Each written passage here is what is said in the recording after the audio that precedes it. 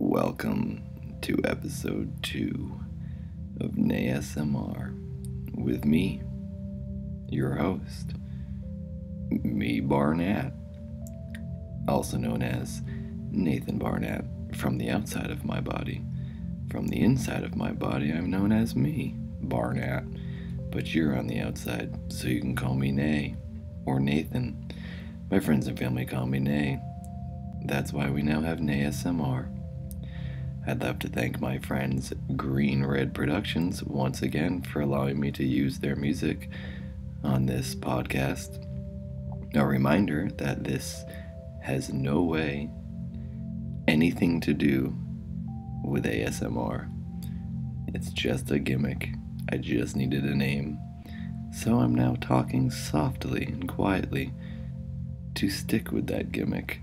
But honestly, it's just like any other podcast where someone rambles about nothing that doesn't matter from their perspective. Thank you for joining me. I'm glad you guys are interested in me and my perspective. If you're interested in me, you might want to help me stay alive. If you like any video I do, any series, these guys, Talking Classics, anything with Keith, this podcast, NaySMR, or any other series that I might be making on any channel that takes a lot of work and a lot of time and money, everything I do costs money. I don't make money off of my YouTube. We all know that. So if you want to and can, please support me on Patreon. Even $1 a month would be amazing. If all 1,000 people who listen to this podcast every week each donated $1, I'd be making $1,000 a month. That's almost enough to pay my rent. Imagine what it would be like if I was stress-free and making content all the time. That would be a great world to live in, wouldn't it? More Nathan Barnatt.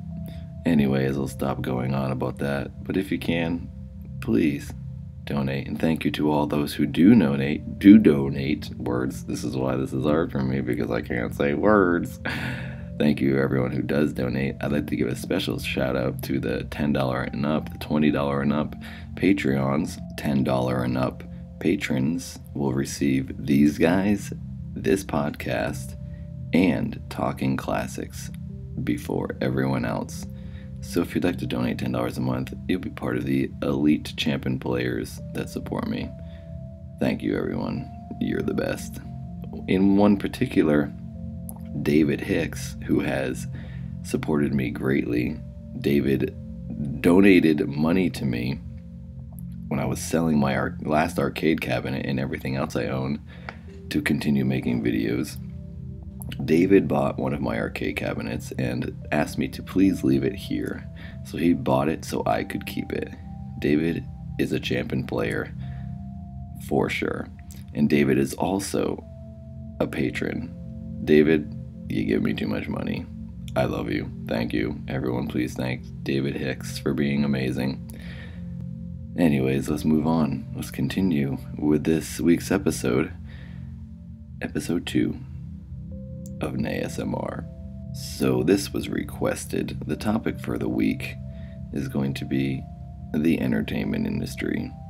I'll give you some stories from me involving other actors, celebrities, being on a set, filming, the struggles, the inner workings of the entertainment industry.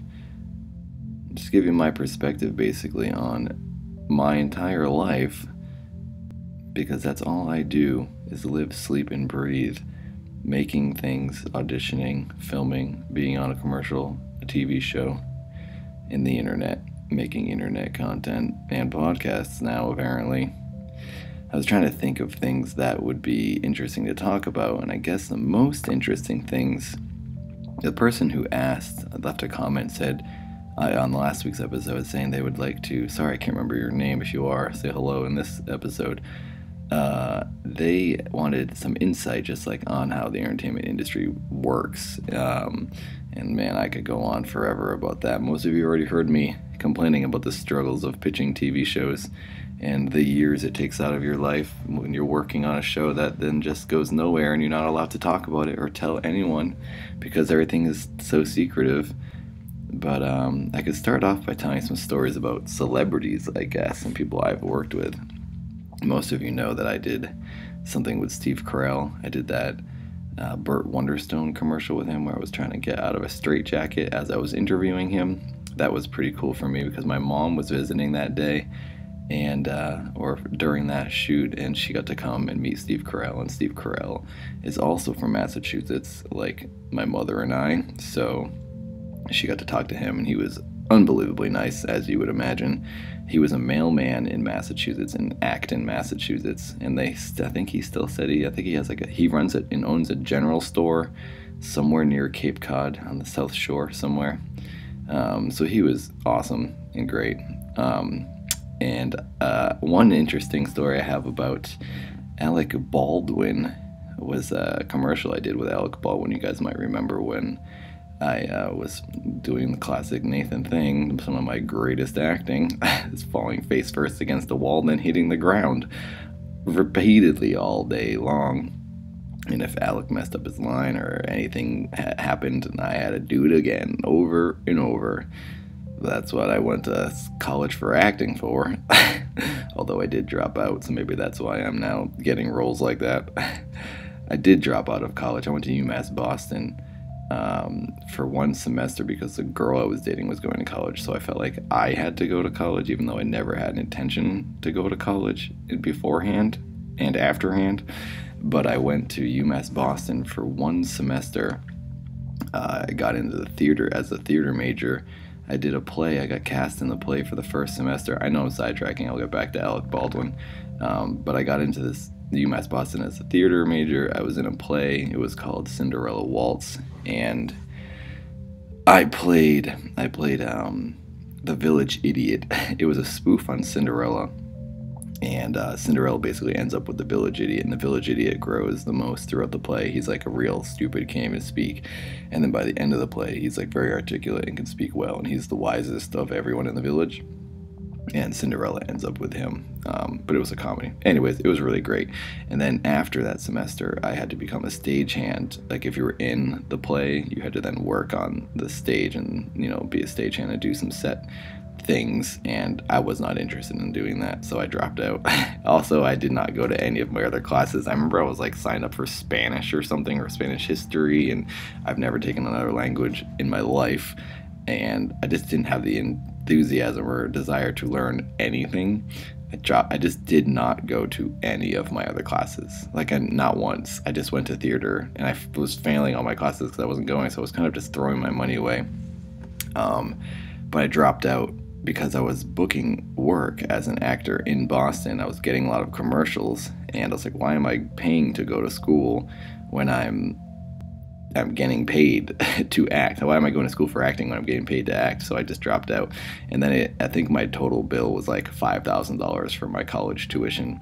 And I kept deferring it, and I never paid it until like way later when I lived in California. This is like 4 or 5 years later. I guess it's not way later.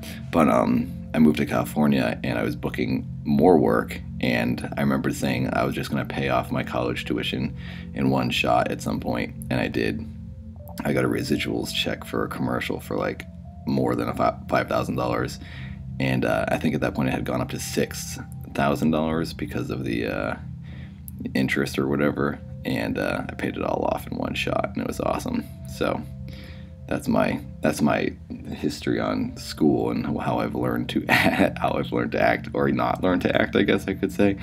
Anyway, back to Alec Baldwin. Now that I'm a prize-winning actor, you know, accomplished, legitimate actor, according to UMass Boston. Well, maybe not. Okay, not according. See, I ramble. This is why I'm not good at a podcast. I don't get to the point. I just kind of go on and on. I was in this commercial, and Alec Baldwin.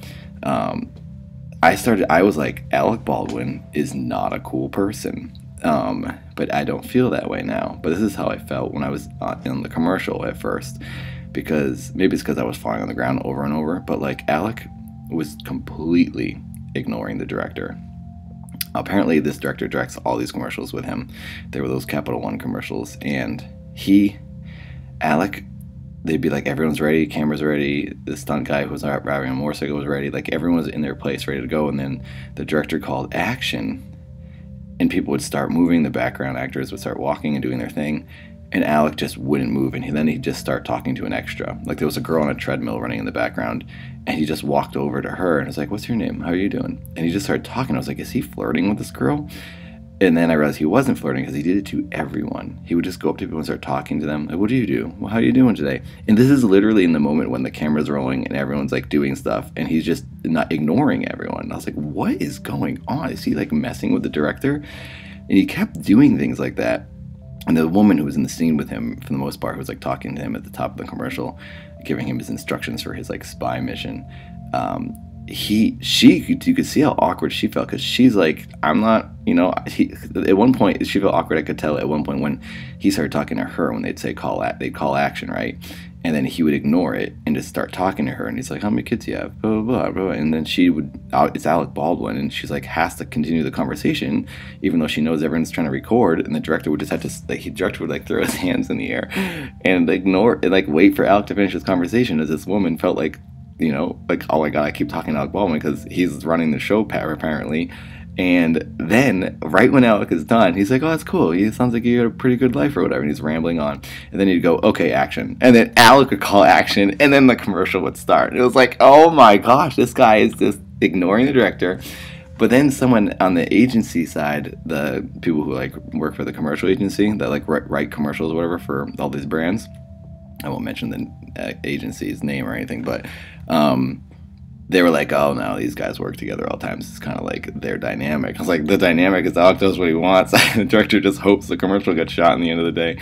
So he's doing all this stuff, and he's just kind of like going at his own pace and doing his own thing, and kind of just like making up the rules as he goes. I'm like, yeah, it's Alec Baldwin. He's been around forever, and he is the face of the commercial. So I guess when you get to a certain point of having power, you just kind of do whatever you want. I was thinking, I could never do that, though. Like, I would feel really bad. But then, after all that, he talked to me at one point, too. He just did the whole spiel, but he didn't talk to me as long as he did to the girl on the treadmill. He did show some concern for me at one point, because I kept falling, and he made sure I had knee pads on. Because he's like, "Oh my gosh, this guy's killing himself over here." So he made like a couple of jokes about me hitting the ground, and then he wanted to make sure I had knee pads. So thank you, Alec. Alec, he was nice to me, and that's the only reason I was like, I don't know how to feel right now, because he's kind of like messing this up. This is a long ramble about this commercial, but anyways, the end is when I changed my mind, and I kind of solidified how I felt about him when I was told that he doesn't get paid at all for any of these commercials, and he donates all the money to a charity. So he does these commercials basically for free, and he's done a ton of them. But now since he has since stopped, and now it's Samuel L. Jackson who does the commercials. And I'm sure he doesn't get a paycheck either. I'm sure he just donates it to a charity or whatever. I was like, okay, that's pretty cool. He's doing a lot of this work, so he can kind of act how he wants, because he's not making any of the money, and he's just giving it back. So it made sense, and I was like, all right, that's fine. He can do whatever he wants then, because that's pretty generous of him. Although it is a little frustrating for everyone involved on the commercial in the moment when he's ignoring the director.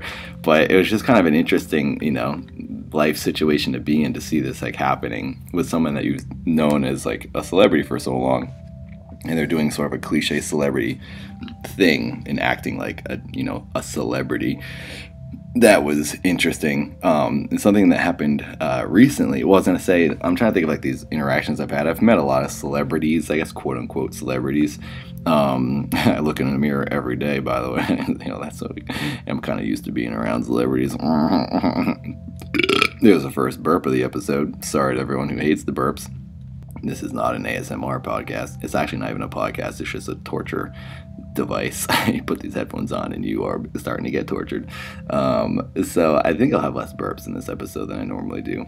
I also met Danny Devito. I met with him last year about a project where he was executive producing with his son, and I was suggested as the star of this show that was being developed. And he wanted to meet me because he wanted to make sure I wasn't a crazy person, because he saw like Keith and Trail, and much like this is like also I could tie in my relationship with Dominic Monaghan from Lost, one of my pals. I first met Dom when everyone saw when I first met Dom. Actually, if you watch Keith Abacary's Red Carpet Video Game Awards video, in that video, Keith is doing the red carpet, interviewing celebrities as they come walking down, and then Dominic Monaghan walks by, and he's like, "Hey, Trail." He got the character wrong. He thought I was Trey Lewis because he had watched Trey Lewis videos with his friends and was like a fan. So I just let him say whatever he wants. Like, you can call me whoever you want. The fact that you know I exist is awesome, so thank you. So Keith interviewed him, whatever, and that was our first meeting. And then after I did my bit with him and I interviewed him, I asked him if he'd want to... No, I didn't ask him there. I reached out to his agent, that's right. Anyways, I got in touch with his agent, and then he's, been in a few of my videos afterwards. So Dominic's really cool. But the reason I mentioned Dominic is because his agent... Dominic met me in character. I was Keith, and he wasn't sure if I was like a crazy person because all he's seen is Trail and then Keith. As an actor, I would have assumed Dominic would have been like, oh yeah, he's an actor doing characters, but apparently my characters can be convincing, and you're not quite sure who Nathan is if you've never met Nathan, and you don't know if Keith is more real than Trail, and Keith is just playing a character named Trail. I guess I can see how it's confusing. I get pretty deep into the characters. So his agent... I got in touch with him. I told him the whole deal. I was like, yeah, it's a whole character, and here's another character, and blah, blah, blah, blah. So Dominic was a little concerned, like, oh, is this guy nuts? Can you, like, just screen this dude for me? So that same thing happened with Danny DeVito when I was suggested for the show he was creating. He's like, I want to meet him to make sure he's, like, not nuts, because he saw all these clips. They sent Danny clips of me as Keith, like messing with people in public and E3 and stuff. So he wanted to make sure I was like stable. And it's funny, this happens all the time. I guess that says something about the videos, that they're working if people are believing them. Even people in the industry who have been around. Danny DeVito's been acting forever, and he was friends with Andy Kaufman, for crying out loud. And he wanted to meet me, so I guess that's great to make sure I wasn't insane. So I guess it's working. I wish more people were watching, but still.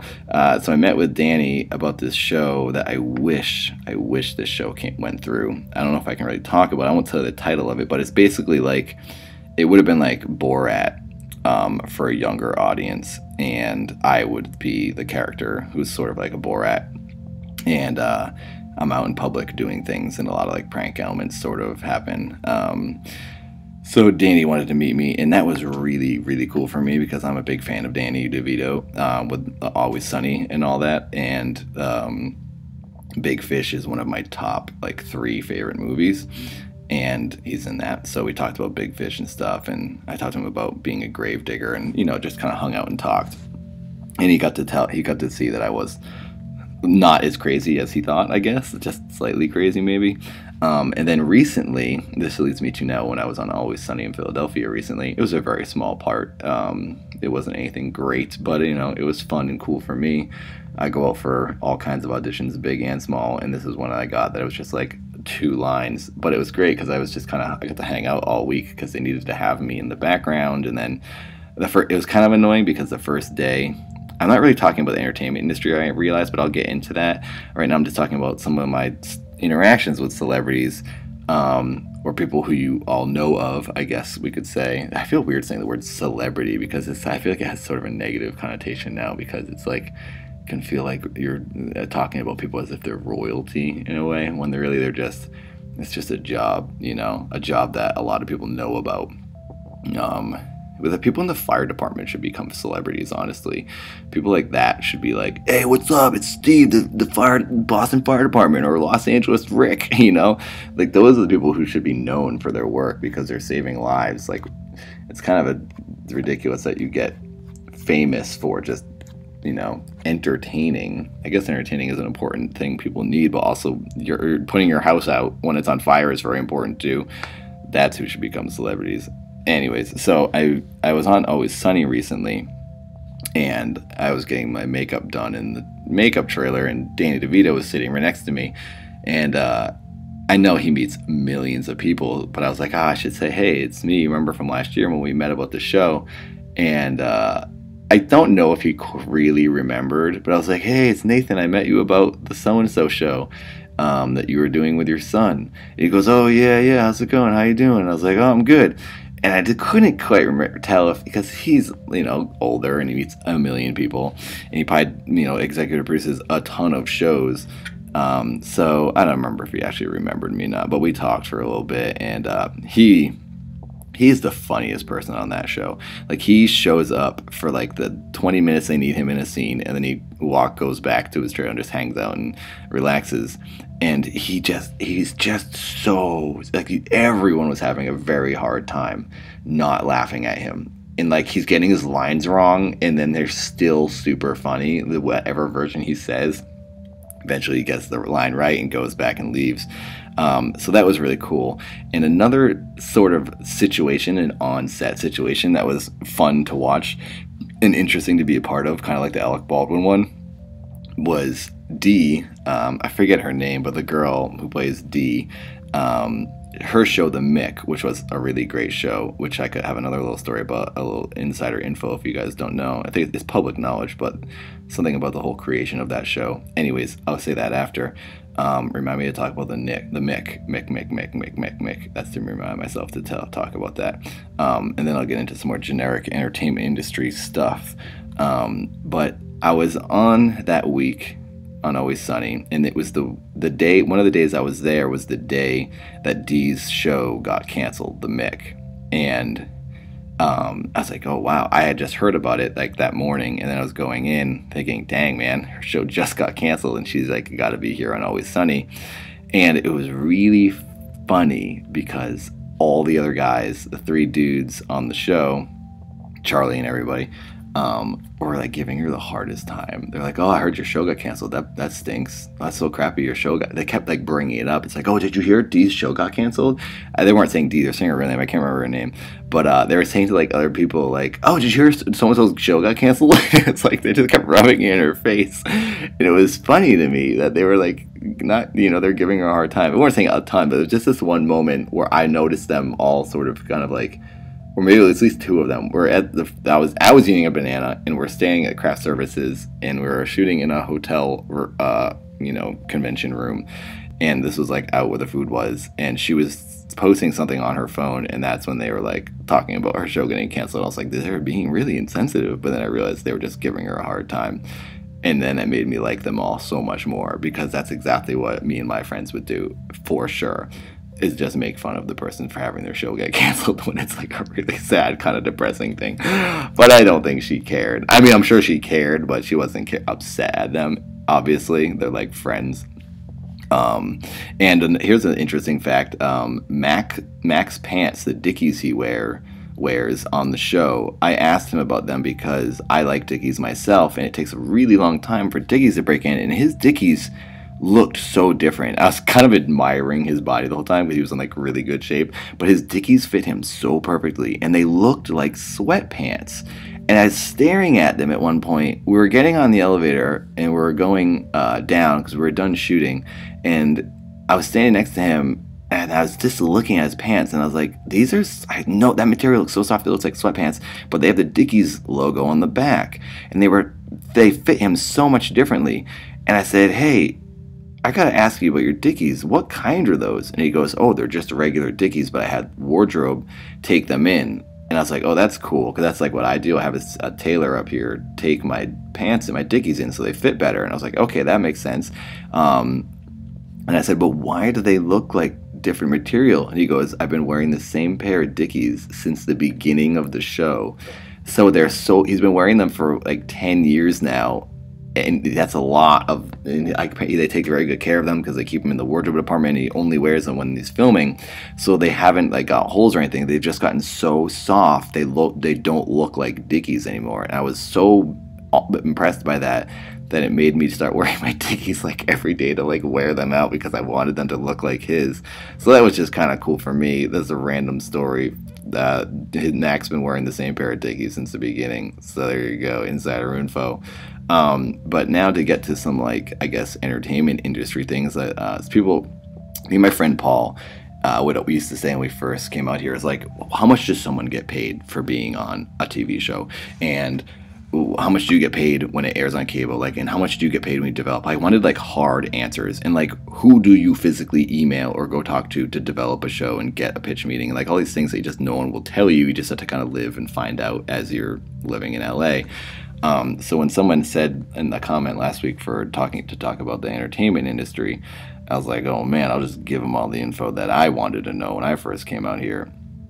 I can't really do that. I can't give names in like emails, obviously, but something I learned was you just have to network, and I hate networking, but you network on accident. You like do a comedy show, and then you meet a friend who has an agent, and then the agent likes you as well, and then you can meet that agent. That is, if you are a different type and you're not competing with that actor friend, and you'll take parts away from them and auditions away from them. But like it just kind of happens organically as you just live in LA, and like you put yourself in any world or industry or any society or any industry, I guess. You hang out at enough bars where all the construction workers work, you can get a construction job. So you hang at all the comedy clubs, you just meet everyone. But as far as information goes that I think might be interesting to you, like I don't think everyone's trying to go and pitch. Hang on, I just ate stuffed crust pizza. I bought all my ingredients for my bucket of soup, and I haven't made it yet, and I was like, I need to eat something fast. So I bought a stuffed crust pizza from Pizza Hut. It's my guilty pleasure, don't tell anyone. And then for the rest of the week, I'll be eating my healthy vegan soup. But I'm burping up stuffed crust Pizza Hut right now. As far as things go that might be interesting for you, I don't think everyone's going to be like pitching a TV show or looking to like act or anything. But for those who are, maybe some of this will be helpful. And if you aren't, maybe this will still be interesting. But like my life, basically, what I do constantly is I shoot things, put them on the internet. But most things I shoot and put on the internet, I then take and pitch to a television network a slightly different version of it for a TV series, or I try to develop something into a movie. But for the most part, or like a short film or something, for the most part, everything I pitch like crazy. I've done so many scripts for Comedy Central, Nickelodeon, Adult Swim, Fox. I'm trying to think of all the networks I've written things for. I was in development with True TV for a while. I pitched to IFC many times. I pitched to like all the networks, and you get different deals. So what happens, I'll tell you about the television show development process, because that's what I'm most familiar with. I recently was just developing something for Comedy Central. I'll talk about that. It was me and Charlene, and it was based on my life as a gravedigger. And I won't give specifics of the deal, but like you develop a show, and what happens is you pitch the show and you say, here's the show, it's me and so, and this is what happens. Here are the other characters. Here are some example storylines. Here's like the gist and the tone of the show. It's similar to this type of show. We use these elements visually. This music, this it's located in this place. You kind of just give the show Bible. It's kind of what you say, or like the treatment deck, pitch deck. You can you leave with them often. You pitch them the show, try to sell them on it. They talk about it. A week or two later, they come back to you and say, it doesn't really work for us. We have another show like that, or we don't think it's for our audience, or we love it. It's the greatest. You're so cool. And that's happened many times. More times it has not happened. I've pitched, I don't even know, 100 different ideas to different networks, but I have also sold about 15 ideas to different networks, but you guys don't know about most of those because they don't see the light of day. And what's frustrating about the process, and I'm not going to try to sound negative or upset or anything, it's just a frustrating reality of it. So I don't mean to sound like I'm upset, but it inherently is frustrating, and because you put so much heart into it, and your whole life, like literally you're writing one 30-page script for almost a year, because you write it, they give you notes, you go back, you fix it, they give more notes, and they get like 3 or 4, they get 3 drafts. Usually you have to write, they pay you a lump sum of money that won't last you the whole year to live off of, so you have to do other things in the meantime. You don't get rich doing it, that's 100% sure, because I have no money and I do it all the time. And you write the show, and you're writing one pilot episode. And then the network eventually, you write 3 drafts and then a polish. And that's like the 4th draft, which is kind of like punching it up. They give you notes along the way. And it takes a very long time because the executives go on vacation or the executives change. That's happened a lot where like we get to the final step, we pass in the script, it's done, it's been approved, they like it. And at that point, they say, yes, let's go film the pilot. Or, nah, we still don't like it. Thanks for all the hard work. See you later. Come back and pitch us another thing later. And you feel real burned and annoyed at the network because you've invested your entire life and some of your funniest material and characters. And it's very frustrating because it's work and you're writing things that you care about. It's like if someone said, here, go paint this painting. And then they say, nah, we don't like it. And they take it from you. And you're like so invested because that's like your favorite painting you've ever made. You're like, but give me that. But you can't do anything with it because they own it. Or sometimes they'll release it to you, which is the case with Comedy Central. And the thing we just did is now it's being released to us. So we're going to go take it to another network. And I feel really, really good about this show. It's different. It's original and it's unique. And, but I feel that way about everything. So I'm always biased.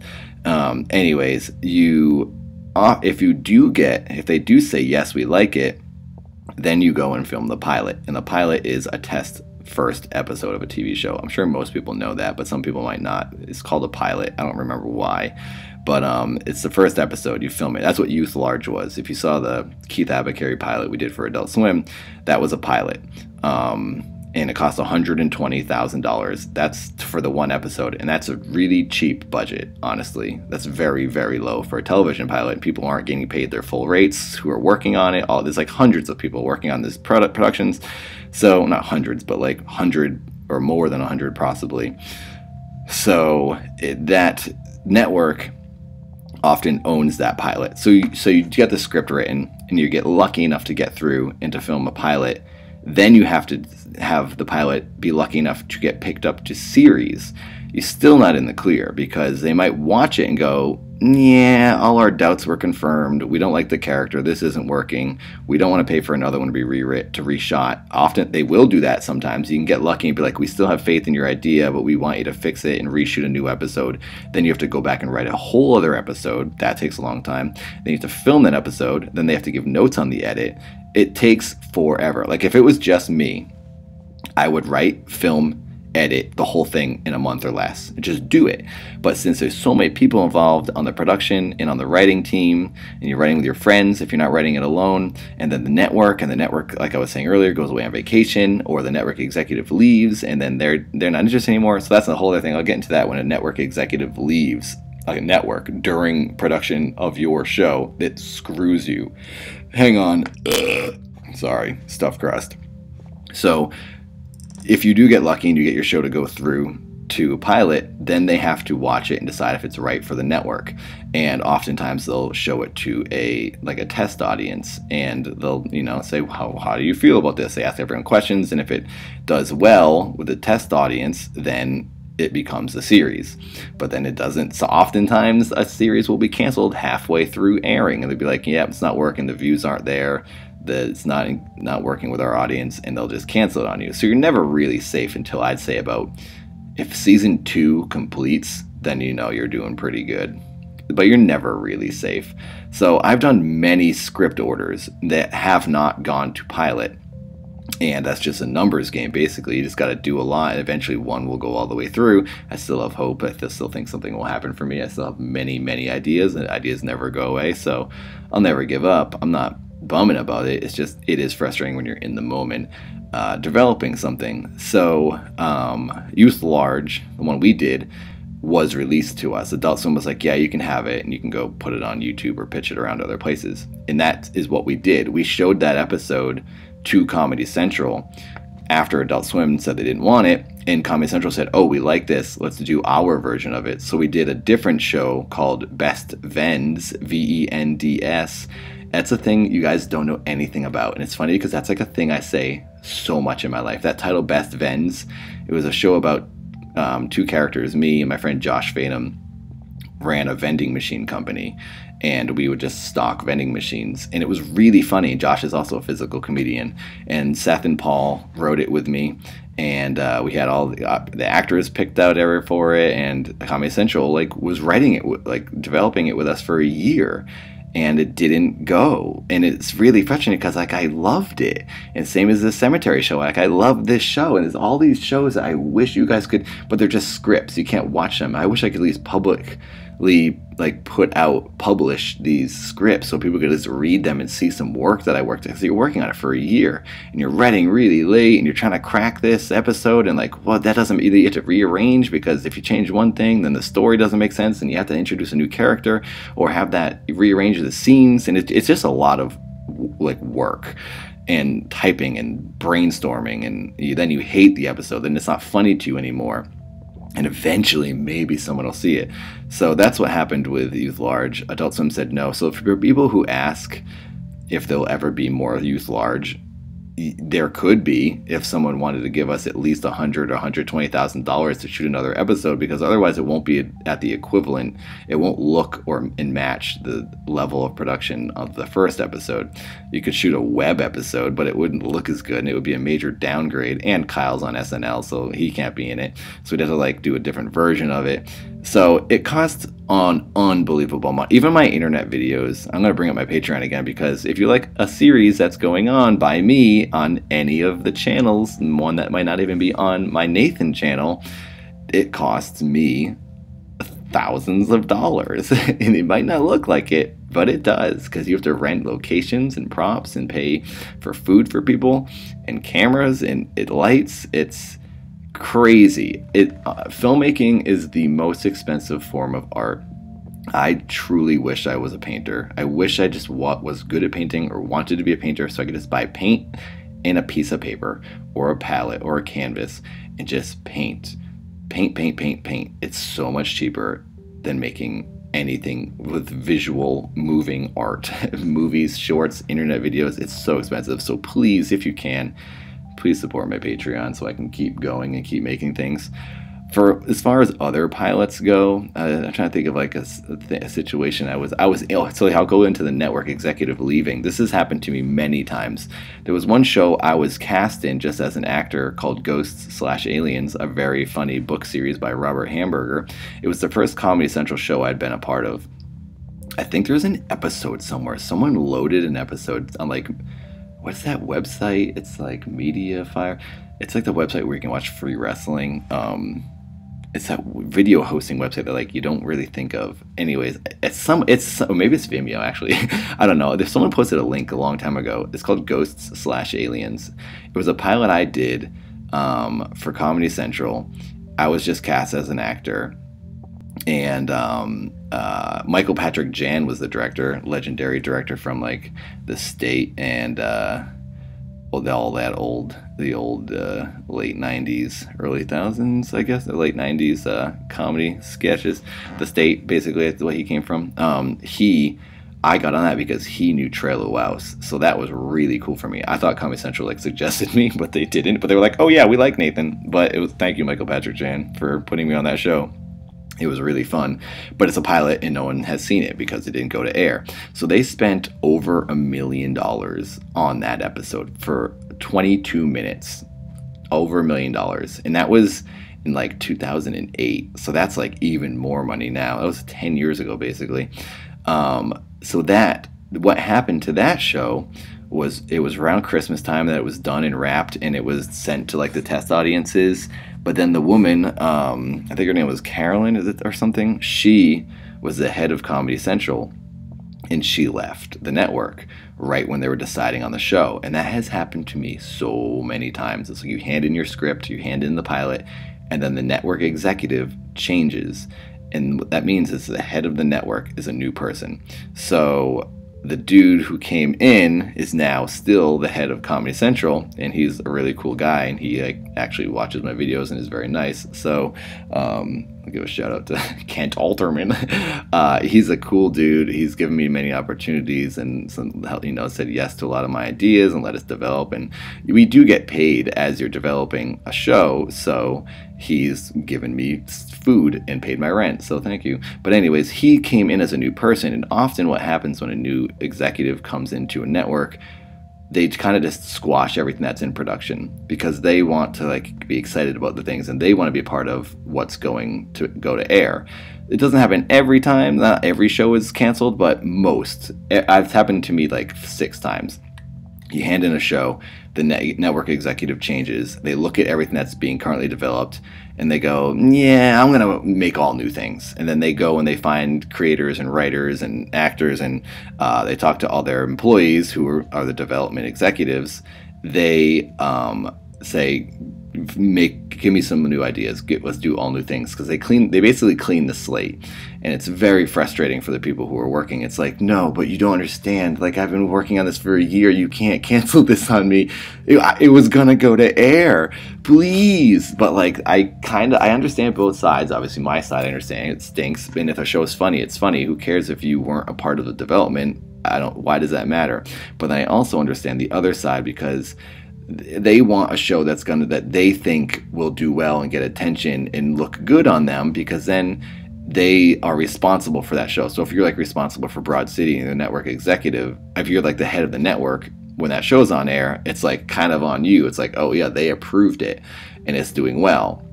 So if they don't have full faith in something, and they weren't there for the development process, and they weren't, seeing how much it's changed and how much better it's gotten, and they just don't appreciate it the same way, then they're not going to say yes, because they don't have faith that it's going to be a huge hit on TV.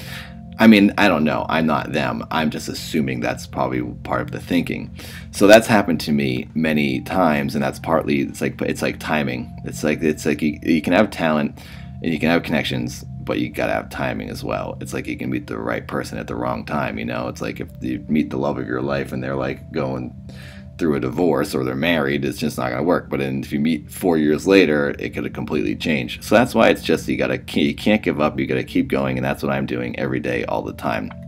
So I am currently taking out some new projects. One thing that I can't talk about, because I'm paranoid that someone will steal the idea. It's the greatest idea I've ever had. I will hands down stick to that and say I've never come up with an idea that's this cool, in my opinion, before. And we're trying to take it to Netflix and Apple. We're trying to go with the big places for this one, because I think it deserves it. Oh dang, Frank the dog is barking at the squirrels outside. Hang on a second. Okay, I have restrained Frankenstein the dog. So yeah, I guess that'll wrap it up. This is my episode on the entertainment industry, and it's kind of how I feel as someone who's gone through it. I haven't gone through kind of everything other people have gone through. I can only have my perspective and from my experiences. I do a lot of commercials and a lot of television development and acting on TV shows here and there. And I didn't even get to touch on YouTube and that aspect of it, but it's like kind of a different world. Maybe I'll talk about that another time. I still, in an episode to come, will talk about having never drank coffee and not drinking alcohol. I'll talk about that coming up. I'll talk about a few things. I got some friends I'm going to have come on as guests, and we'll talk to some other people. But for the most part, I think this might be just me and my thoughts on different things. And if you like me, then maybe you'll enjoy this. It's sort of figuring itself out still. It's not ASMR, as you can tell. It's NaySMR. It's relaxing. It's Nathan relaxing you with just rambling about anything. So yeah, if you like it, please watch it. It'll be on iTunes soon, or maybe you're listening to it on iTunes now in the future. It's also on YouTube if you want to watch it on YouTube or listen to it on YouTube. Yeah, so thanks for watching. I guess that wraps up episode 2 of NaySMR. Thank you again to Green Red Productions for allowing me to use your infinitely relaxing music. And please, if you can, I'll say it for one more time, please support me on Patreon. It really helps. It's how I pay the bills. When I don't have the pennies from the television networks, I need the pennies from you. So thank you, everyone. Thanks for supporting me. Thank you for knowing I exist. See you later.